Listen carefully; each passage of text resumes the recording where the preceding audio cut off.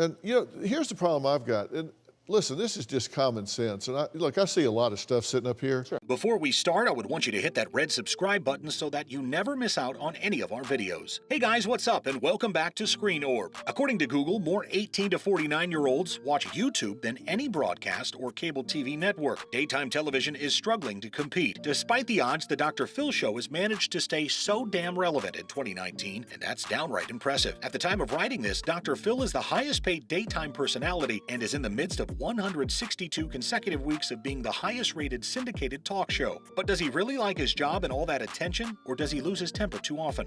He has insulted the mentally ill. Dr. Phil, just like any doctor, is all about helping people. When it comes to talking about mental illness, however, you might be surprised to learn that he hasn't been the most sensitive about it. In one interview with a 19-year-old called Victoria, Phil was helping her through an obsession with her ex-boyfriend, but became hung up on her use of the word insane in her initial letter to him. He reassured the girl that she wasn't insane because insane people, quote, suck on rocks and bark at the moon. This comment comes across slightly hurtful, considering he's supposed to be helping people with disorders and obsessions.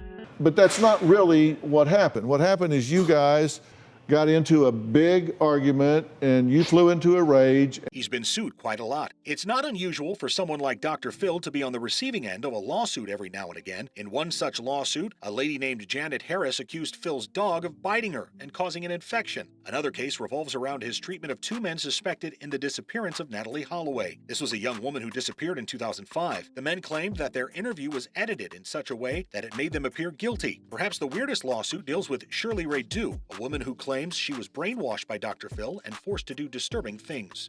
The show has been accused of giving substances to guests. There have been several guests on Dr. Phil who look for help in treating their substance abuse issues. They're often promised free rehabilitation programs paid for by the show. Some have claimed, however, that their substance abuse was facilitated for the benefit of series ratings. One such guest, Todd Herzog, said he came to the set sober and then found a bottle of vodka in his dressing room. He then drank the entire bottle and was brought onto the stage barely able to walk. Dr. Phil then breathalyzed him on stage, and he registered a .236 blood alcohol level, which is more than 3 times the legal driving limit. Similar stories involve guests being provided with Xanax and other drugs by staff members.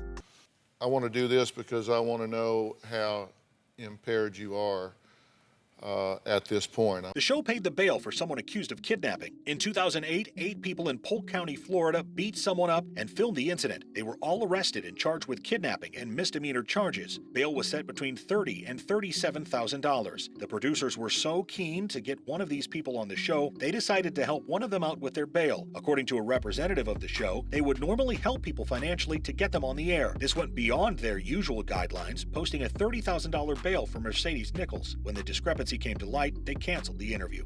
There was going to be a Britney Spears special. Luckily, these days, Britney Spears is back to her usual self and is doing well. Back in 2008, she had a bit of a difficult time, going into a barbershop and shaving off her head. Later, when confronted by the paparazzi, she attacked a car with an umbrella. Trying to capitalize on her very public breakdown, Dr. Phil established a relationship with Spears' parents, planning a special intervention-type show that was supposed to help Britney. Spears' parents ended up pulling the plug, accusing McGraw of exploiting their daughter's poor emotional state. They felt he was being self-serving and had little to no interest in helping their daughter, so they canceled the program completely. He has tweeted some pretty shady things. Celebrities are no strangers to a controversial tweet or two. Back in 2013, Dr. Phil posted a particularly insensitive tweet when he asked his 1.2 million followers, quote, "If a girl is drunk, is it okay to have relations with her? Reply yes or no to @DrPhil, #TeensAccused." It was almost immediately taken down, but Dr. Phil has still gotten some pretty serious flack over it. The show defended the tweet, indicating it was meant to evoke a discussion leading into a topic for the show. Taken on its own, the tweet suggests it may be okay if someone takes advantage of a drunk person.